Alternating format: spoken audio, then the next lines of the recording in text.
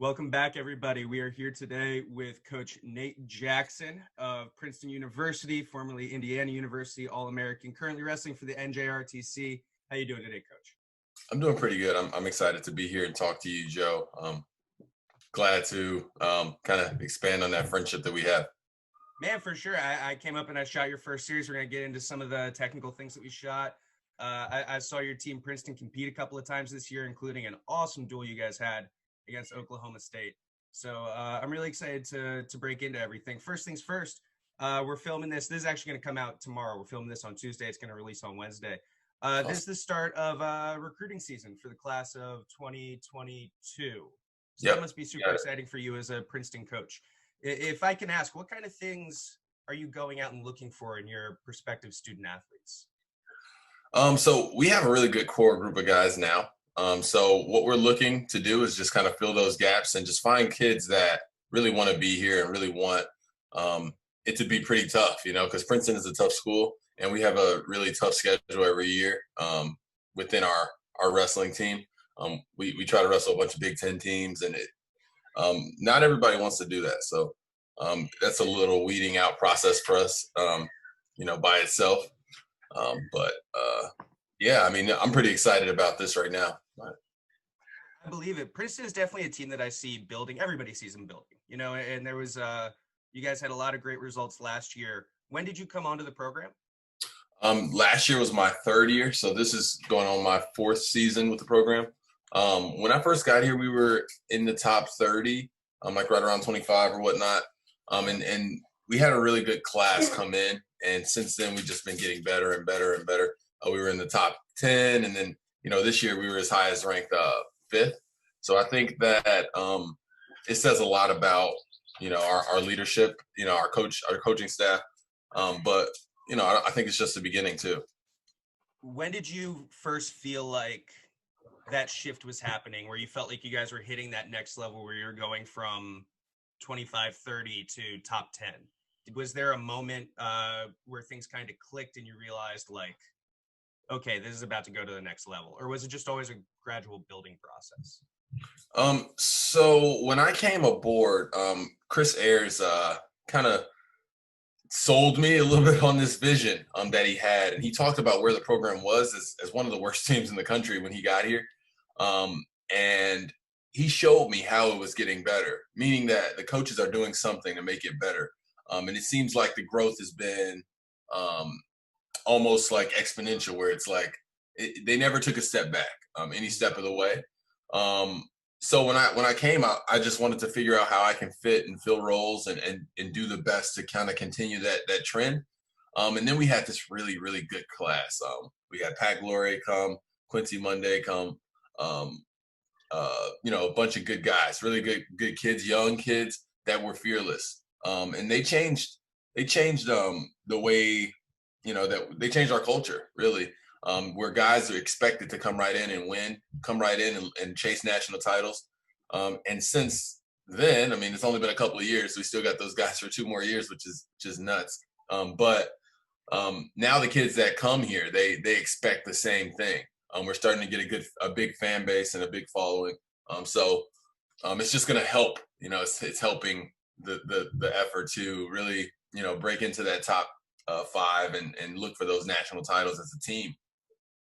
Man, I love it. I think that the momentum is obvious. You know what I mean? You guys are putting more and more guys on the podium every year. The team finishes just keep going up and up.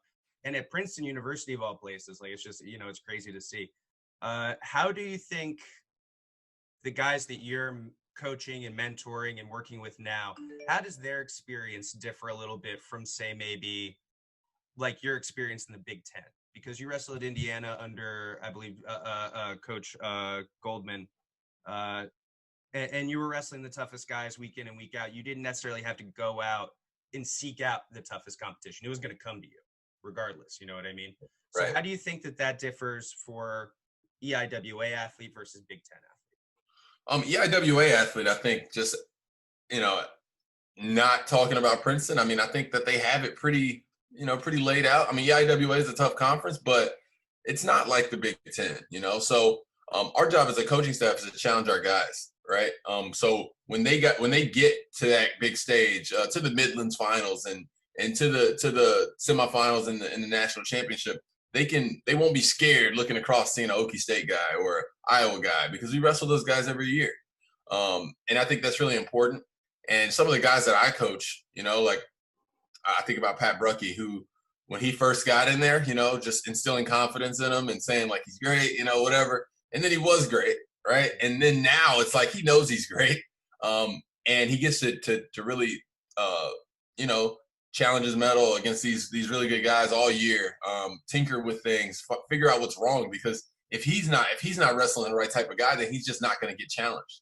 So now it's talking through some of those things where a lot of guys, freshman and sophomore year, especially freshman year, they're redshirting. And then, sophomore year, the schedule is what it is. Maybe you take them out here because you want to establish that confidence. I think a cool thing about the kids that come to our program is they're pretty confident guys in general, just because, they're crushing it in life as far as academically. And then they're expected to come in and crush it. And they're expected to go against the best teams because we believe in those guys. So that's what they want. And I think that's something that's unique about our program, where we're not settling for anything. We're not saying, hey, we're a really good school and we wrestle, or hey, we're a really good wrestling team, and we have a few majors that like we're the best at school, period. And then we're going to be really good, and we're getting better and better at wrestling. Being in the top 5, and we really thought we had a chance of getting a team trophy, which is top 4 in the country as a team this year. So when we can do that and do what we do year after year in the classroom, just having number 1 rankings, I think that the type of kid that wants to come here is going to be special too. I agree. I think, to accomplish anything at the Division I athletic level is unbelievable, right? It's so difficult when we put it into perspective, how many kids want to do it and how many kids end up actually doing it. And then not only to do that, but to do that literally at Princeton University is like, I always think that's so impressive. But I want to start to talk about you now as well, because you are somebody who is having to walk that kind of fine line of being a coach and coaching at the highest level and producing a lot of results coaching, but you're also still competing and you're also still chasing your own goals and your own dreams. How difficult is that kind of splitting that time? I know it must take even more discipline than usual. Yeah, I think about it like it's like it's a relationship. It's just like me and my wife. We have to communicate so I can do what I do when I work. We have to communicate when we have to do things for the kids. It's the same thing here. Like, we have to communicate as a staff, like, hey, like, I'm not going to be here because I need to do this, or hey, what do you guys think? Should I do this or that?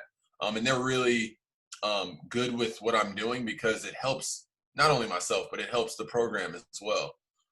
As far as coaching, dude, like, when I tell you that it's so much easier, constantly being coached up myself by Reese Humphrey, I'm really able to, give those guys a couple of nuggets here, I'm constantly learning. I think that sometimes as a coach, we can get stuck in our ways. I'm stuck on doing something that we've done forever, and it may or may not really work anymore. And that sucks, that sucks for that kid, because you're wasting their time sometimes.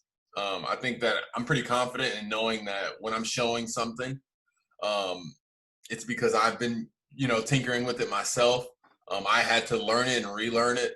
So I'm pretty confident knowing that it's going to be able to serve the purpose that it's supposed to as a technique. I would definitely agree. Looking at the NJ RTC and looking at what they've been able to do with so many guys, it seems like everybody who goes there ends up performing at their best, and that they end up I'm always seeing improvement out of those guys. Not to say I don't see it anywhere else, but I definitely do see it here. Like, I don't think that many people going into world team trials last year were picking Tyler Graff and Pat Downey to make the world team. You know what I mean? And then right. Reese goes on and he wins Coach of the Year, which is incredible. What do you think the NJ RTC might be doing differently than some other people across the country? So just first and foremost, I love to preface it this way, where we have so much support. I think the NJ RTC is doing it differently because they're saying, hey, like, we get it. Like, this is a wrestling team over here. This is a college, and this is the college over here. And even though obviously we're not doing the exact same things, and we have different schedules, and we're both trying to chase titles in our own respect, we really want this thing to be successful. So the best way to make it successful for the state of New Jersey is to come together and use our resources to, invest in these athletes that we think have a really good potential. And that was a really smart thing. Obviously, it worked out really well. I think it worked out better than anybody could have expected. As fast as it was formed, it was a year. It was our first real shake at it. So I think that it really just shows what's to come. And then, like, I do have to. I'd be remiss to not say anything about Reese Humphrey and his philosophy a little bit. Guys who come to the senior level are not trying to be college wrestlers still. Like, if somebody was talking to me and they was a drill sergeant and they were telling me, like, this is the schedule, blah, blah, blah, whatever. And we have a schedule and we have responsibilities and we need to be placed on time. But it's a way of doing that. And it takes a little bit of finesse too, because we're grown men. And, I have work, I have a family. If somebody was, treating me like I was still in college, I wouldn't really have a year for that anymore. I think that time has come and gone, and I need something different. So Reese does a good job of figuring out when to inject, like constructive criticism. He figures out when to, really push structure and really get on us about things that we're not doing right. And then for the most part, like he knows that, we're grown men and we're doing our thing. And the only reason we're doing this is because we want to continue what we're doing. So we find him and we say, hey, like, how can we get him more work? And he has a good way of doing that.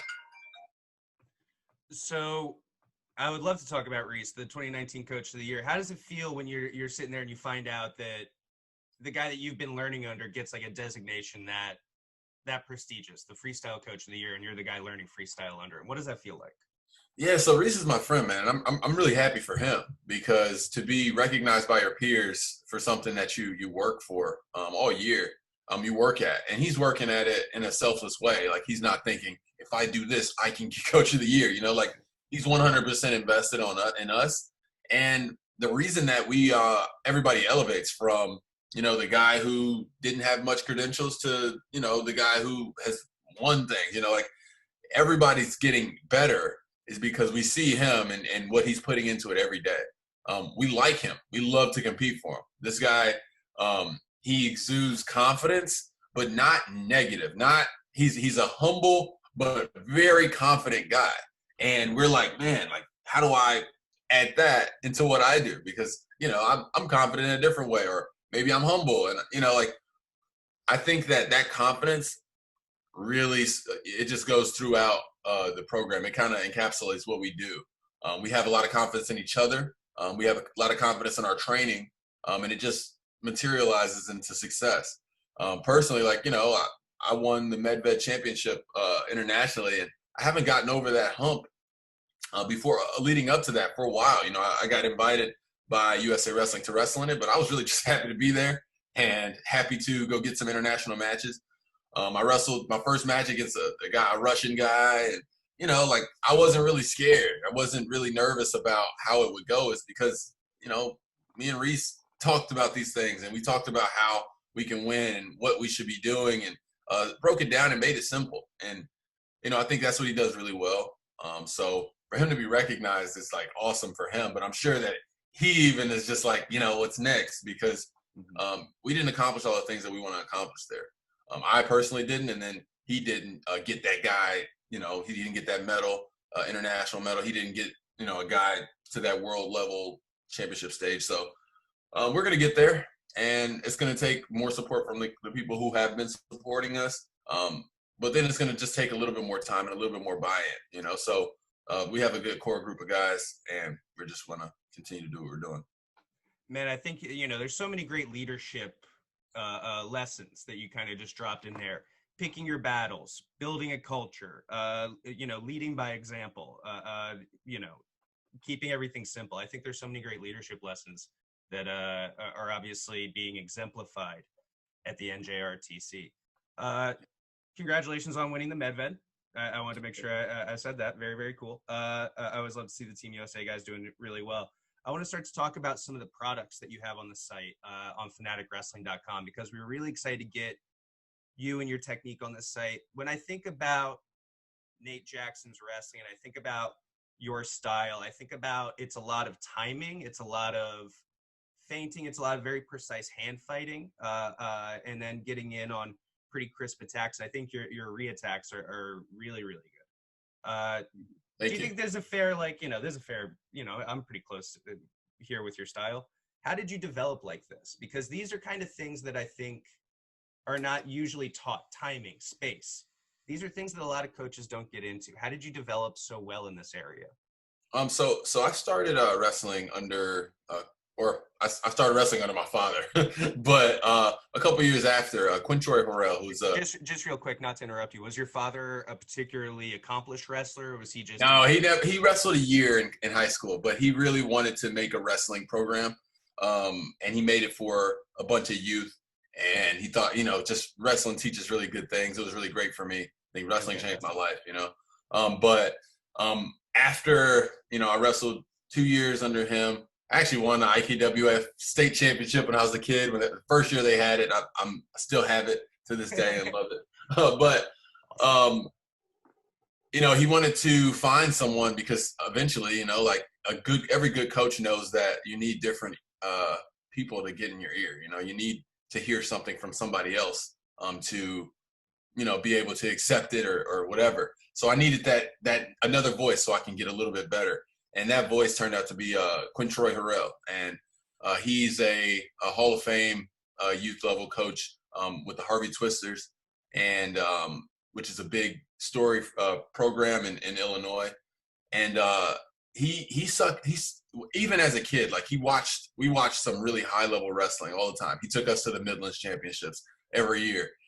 So I think that the timing piece, we could see it, and then we just had to figure out how to do it. So I don't think that I even speak to this enough for myself. I don't really talk about my own wrestling too often, but I worked really hard at timing.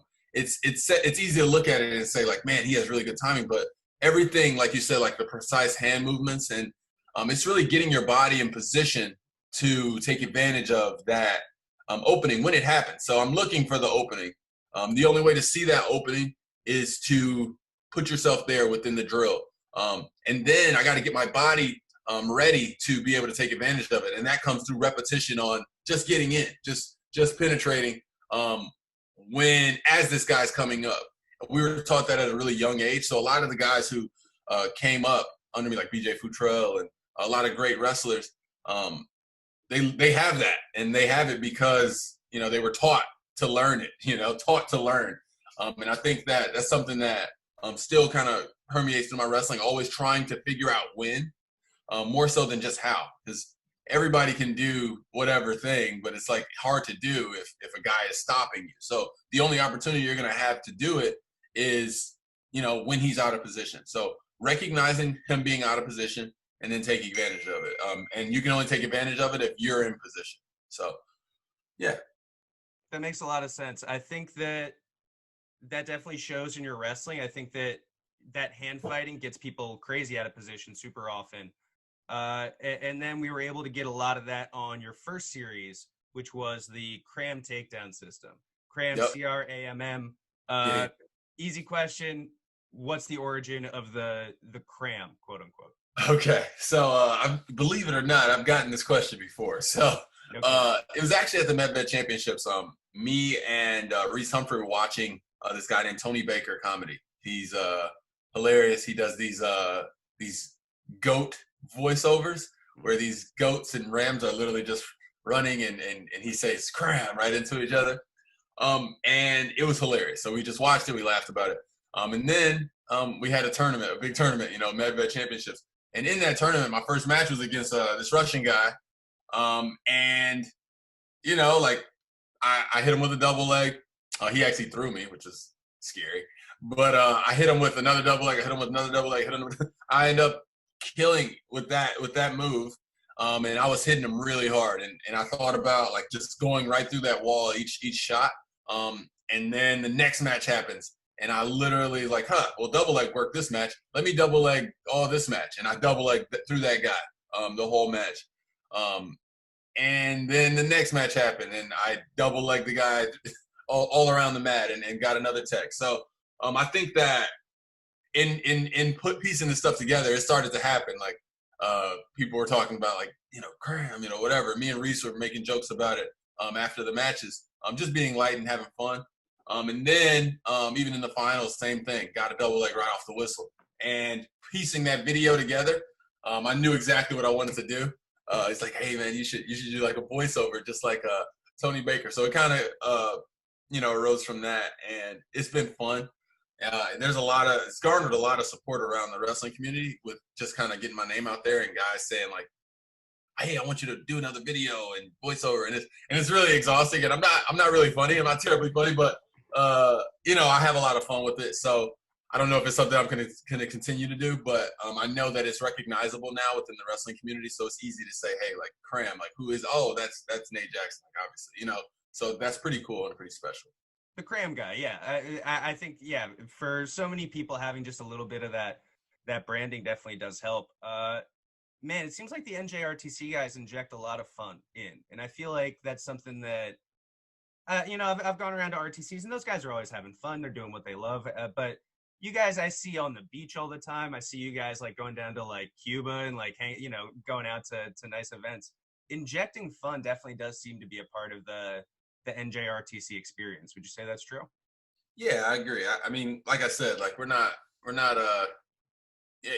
college guys, and they have a lot of fun. Don't get me wrong, but our life for the most part, my life's a little bit different. Like I'm not hanging around those guys as much as other guys. Just because I'm not a resident athlete, like I'm here, I'm in a lot of different capacities. But to be like only an athlete in your life is wrestling, that's really cool. First of all, and second of all, like what are you doing after? Like, are you doing anything? Are you having a good time? It just kind of speaks to how much these guys care about each other. So they want to hang with each other all the time. They want to do cool things and have fun. I mean, we're young men. And we want to push ourselves and challenge. A lot of things that we're doing that are fun are like challenging each other, So, we play basketball like 3 times a week, and it gets competitive, like just different things like that. And it's something that I think even as a coach, I didn't think about as far as, you want your guys to be happy, but I didn't think about it in the same way that Reese does, where he's like actively looking for things to do together, and it really builds that bond. So I think it's really important. And you see it like when we go to tournaments and, other guys are, teammates are in the stands and not really paying attention. Our guys are really in tune to everybody else within our program, and we really actually care. So it's easy to be that way when you spend so much time around. You fight every day, all day with different things, and you play and you just different experiences. So it's really a brotherhood, at this point. I don't know if it's ever going to be a woman wrestler. And if so, I'm sure she would be open, to exactly what we're doing too, because it's really, really easygoing. But yeah, man. I believe it. So you have a lot of great training partners. Pat Downey was the world team member, CJ Brucky. You have a lot of good freestyle bodies your size, if it seems like. For sure. If you want to go in and improve on something in your wrestling style, something in your game, how are you going to go about that? Let's say, okay, I really need to get better at, I don't know, low singles, whatever it is, right? How do you go about improving something specifically in your wrestling game? Is it just like drilling, or like what do you do? So a lot of it is mental training, mental reps. Now that I've noticed, I think that there was a time where I needed to just do it a million times and I would get it. I'm a pretty slow. I don't learn slow. My body is really slow to respond to new things, so I actually have to play with it a couple times with my body. But in the meantime, like when I'm sitting around and thinking about it, that actually pays a lot of dividends for me. I noticed it in college, just watching wrestling and then being able to, change your whole wrestling based off of watching. So I don't think that people watch enough wrestling. That's why I think Fanatic Wrestling is doing an awesome job, because it's just another opportunity to learn some technique from guys who have been there and done that. And we don't do that enough as a sport. I think about basketball players; they're constantly watching film, and football players constantly watching film. Film is so important, and not just yourself. Like, it's really important to see what you want to be and what you want to do. Look at guys whose body types are similar, and then kind of build off of that. But yeah, the way I learn, sometimes it's just me and Reese. A lot of wrestling live helps me learn. Wrestling Downey and wrestling CJ, figuring out things that work and don't work. But technique is technique, and you can drill with anybody. So a lot of times I'm drilling with Reese one-on-one, and he's sitting there putting as much weight as he can on my on my head while I'm figuring out this low single, how to change it to a single leg. So it's it sounds simple because it is simple, and it's just looking like actively looking to get better. And if you're actively looking to get better, like 9 times out of 10 in this sport, you're gonna get a little bit better. So getting a little bit better daily is kind of key. I can definitely tell that in your wrestling too, because like I mentioned earlier, like I see you definitely improving. Time after time, I see you getting so much tougher. You mentioned a couple interesting things there. I want to get back to the mental reps part and dig into that a little bit deeper. But before, you talked about watching film, and I definitely agree. As someone who owns a wrestling film company, I definitely agree. Yeah. So when you go to watch film, like, who are you watching? Because you have like a longer, lankier body type, I would say, like long arms. Who are you watching when you say you want to watch somebody close to your body type? So when I was a kid, I used to watch a lot of David Taylor and Jordan Burroughs. So David does a lot of things within the hand fight using his hands, looking for angles to get to low ankles and ankle picks and even double legs and things like that. And then Jordan, he was a lot similar, like his motion. Honestly, like, people talk about Jordan Burroughs' double leg, and he has the best double leg in the world. I have the second best double leg in the world for now. But I think best cram double. Yes, best cram double. Yes. So when I watch Jordan, I look at his motion. He's like, it's like watching poetry. Like, he's moving. He never stops moving. His hand placement is perfect. Anytime a guy is trying to get onto him, he's like popping here. It's really a lot of times where, things that guys don't think about. But as I got more mature in my wrestling, I stopped looking at moves and more looking at intentions and what guys are looking to do. So now, like watching Jordan, watching his, like, people say timing, but watching what he's doing with his feet when the guy is starting to get out of position.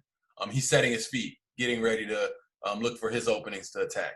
I think about right now, I think I watch a lot of international guys who I might not even know their names. I watch a lot of Yazdani just because that's a guy who I want to beat really soon. And to get that world gold, like, I might have to go through him, which is really exciting to me. And I watch a lot of little small guys who aren't my weight. And I watch how they move, and I watch just some of the things that they get ready for. I watch how they stay in athletic positions, what they're doing when this guy's hanging on their head. Because lighter weight wrestling, they move a lot faster, so it's a lot more positions that are going to be covered generally. So yeah, man, I watch a lot, and I really, people underestimate how much your brain can take in. Like, they think, like, man, if I just keep watching all this stuff, like, I'm gonna get bogged down, or I'm gonna forget the things that you're not actually able to process all the space that's in your brain. So if I can constantly watch something that's challenging my brain and creating those grooves and something to go back and refer to within my own mind, I'm bettering myself, not just as a wrestler, but in all aspects. I mean, I'm seeing these different opportunities for this and that and this and that, and I'm making these connections. So yeah. It started off like David Taylor. I watched a lot of Joe Williams. I watched a lot of Jordan Burroughs. Watch a lot of Thomas Gilman. Like, those are guys who I like to watch. So I love it. One of those guys might be coming to the site here pretty soon, actually, that you mentioned. You mentioned, man, I watch tape all the time too. I'm the same way. You pick up so much, not just even technique, but pace, tactics on the edge. There's so much that goes into that. And you mentioned Jordan and his movement. I think a great example for anybody that wants to see an example of that It was the World Finals in 2017 when we won the team championship. He faced Sabalov. He hit a double leg in the last like 40 seconds or whatever the last double leg was that iced it for him. Yep. That double leg took like 5.5 minutes to set up because he was getting him.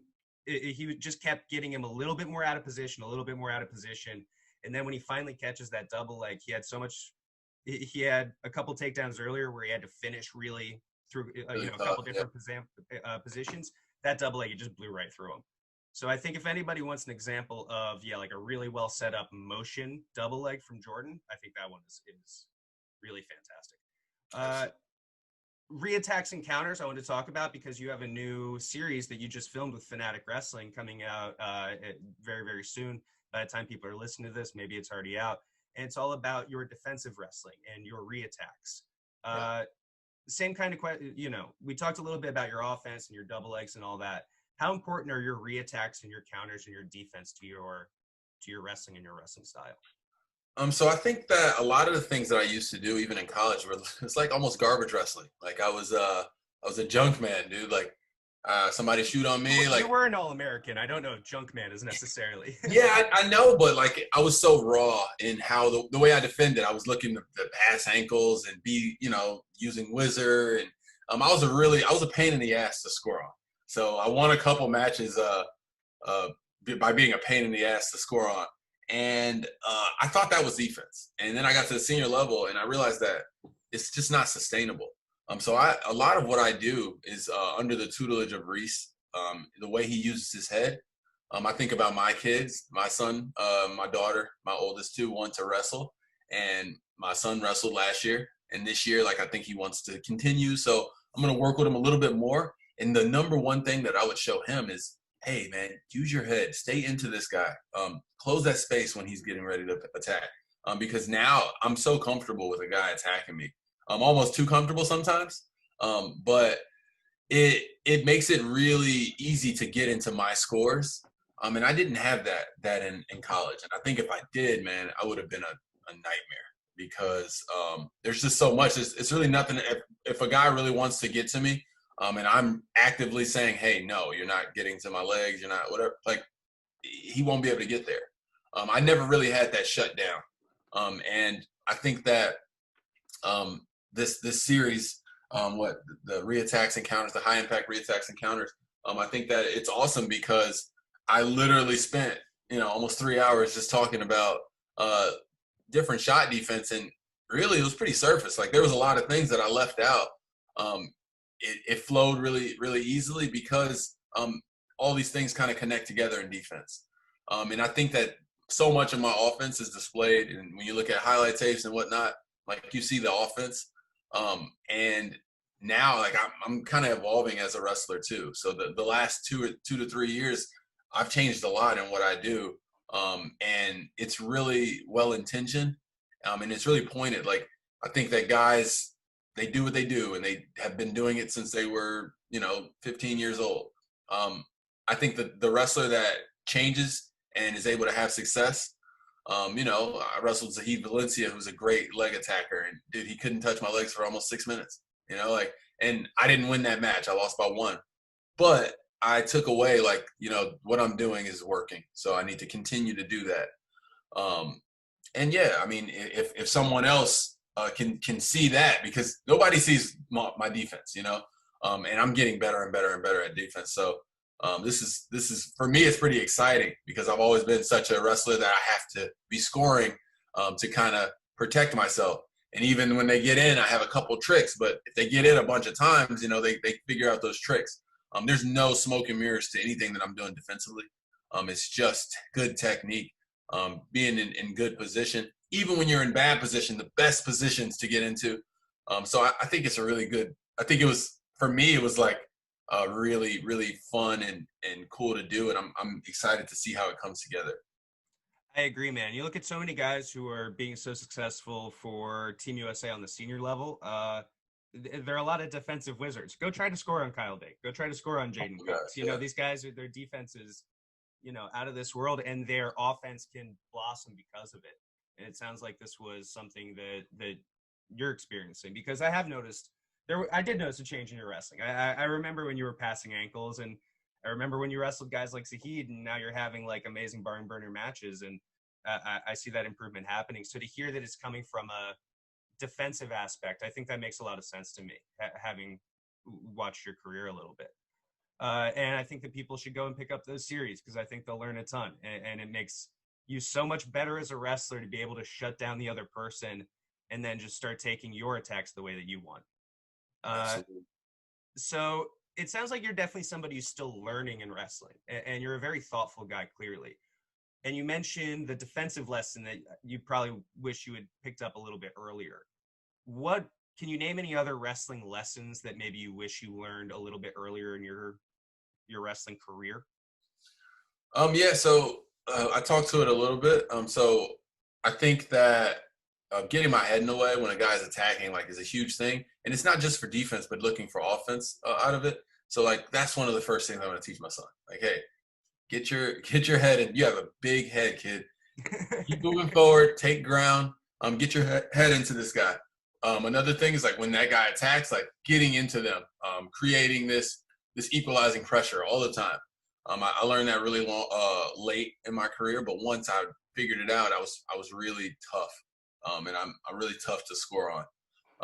I think the one thing I would do differently as a kid starting wrestling is I would just watch more high level wrestling. I think about every time I made a jump, I was watching someone really, like when I was in high school, I was watching this kid, Ben Whitford, and I didn't watch for long, but he was awesome, and he had so many different attacks.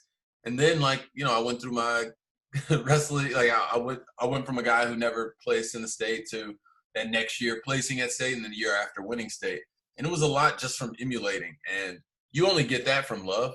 So, trying to find that balance and not push too hard for my own kids, like, because I want them to love it, and if they love it, then they'll want to watch it, and if they watch it, they're gonna be awesome at it, because guys just don't do it. It's a great equalizer with guys who have been putting in so much technique.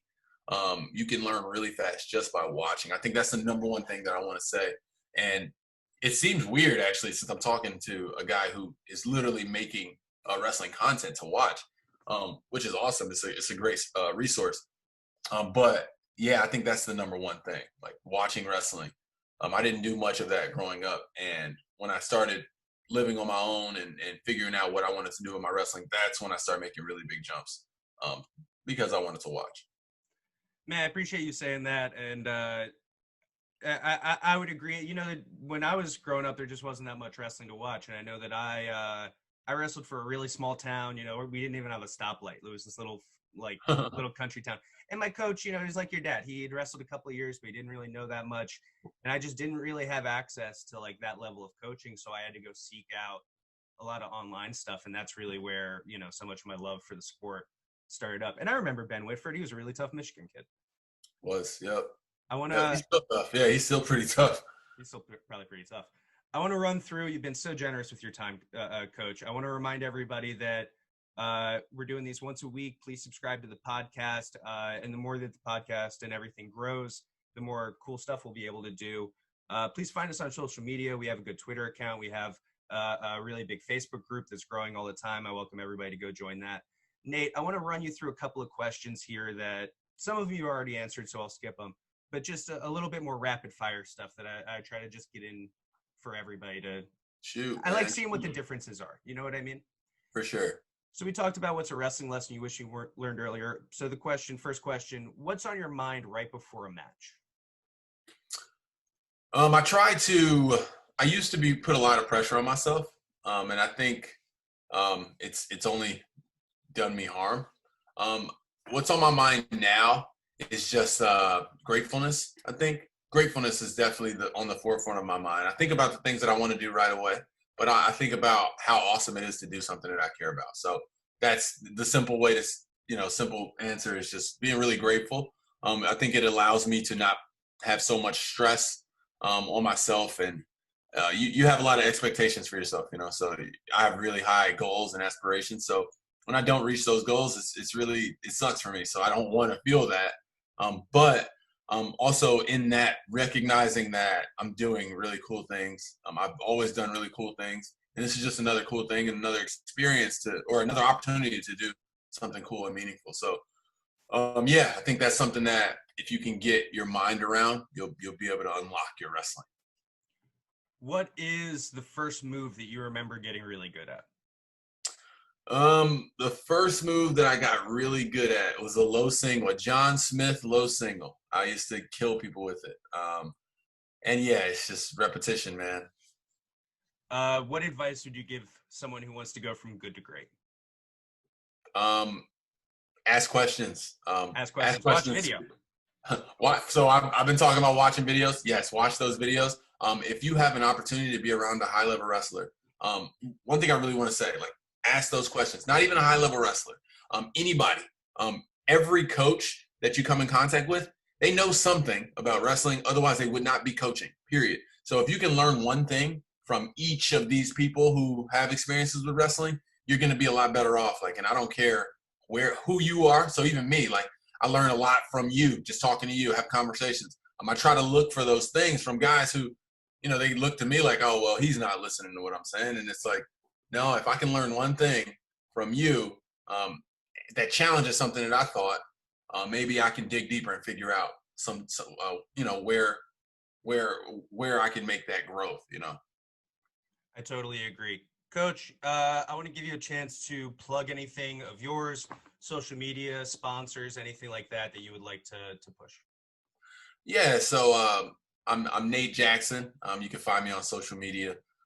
Pretty easy to find me. Right now, I'm working on this thing called Black Wrestling Association. I think that our mission, it's actually on the social media pages. It's BW Association at BW Association. It's on Twitter and Instagram. We're building a website. We're really starting at the grassroots of this. But the whole key is to have representation, more Black representation in wrestling, and that starts at the grassroots level from outreach from guys like myself and guys around the country that really care about this. This is headed by some of the biggest names in wrestling, and we're doing really good things, and really positive things. So just if you want to go follow that, look for that. It's BW Association. It's on Twitter and it's on Instagram, and it's going to be special. So that's really all I have. Man, I love it. I think that's a great mission, and we at Fanatics look forward to supporting that. And Coach, I want to go ahead and mention to people one more time, they can go ahead and pick up your current product, the Cram Takedown System, that is currently on fanaticwrestling.com. We're also going to link it in the show notes. So if you are listening to this on any podcast provider, you guys can just go to the show notes and find it right now. And then pretty soon, maybe by the time people are listening to this, High Impact Reattacks and Counters is going to be available as well. And that's a fantastic series as well. Coach Jackson, thanks so much for your time today. I really appreciate it. Yeah, it's always nice catching up with you, Joe. I really appreciate you taking the time out of your day to have me on. All right, awesome. We'll talk soon. All right, talk soon, man.